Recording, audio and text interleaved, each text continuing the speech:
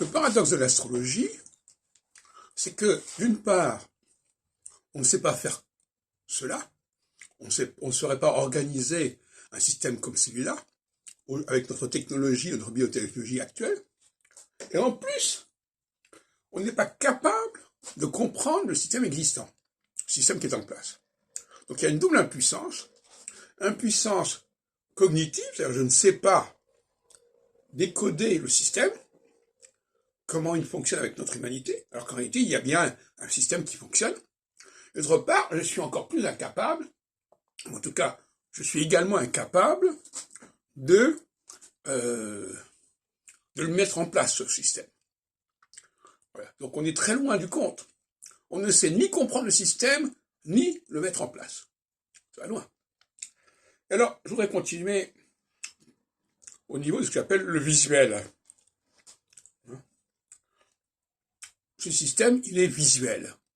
C'est-à-dire qu'il fonctionne à partir d'une visibilité d'un certain nombre de facteurs. Facteurs à la fois célestes et à la fois facteurs humains. Et cette visibilité, c'est pas du tout la visibilité de l'écriture. C'est pas le visible écrit. C'est le visible qu'on peut observer autour de soi, sans aucun codage écrit. Très important.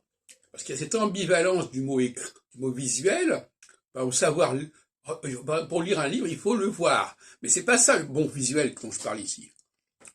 Alors, le visuel, il est là en phase équinoxiale. En phase solsticiale, on est dans l'écrit. On est dans le discours. En phase équinoxiale, on est dans la réalité visuelle.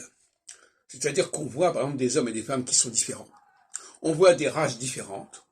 On voit des gens qui sont les leaders et ceux qui les suivent.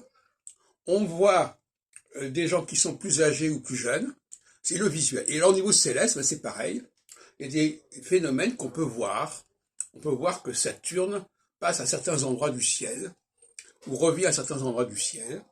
Je ne vais pas développer sur ce point, mais c'est également du visuel. Et la mise en rapport de ces deux visuels, le visuel céleste et le visuel humain, c'est effectivement une des clés pour décoder l'astrologie.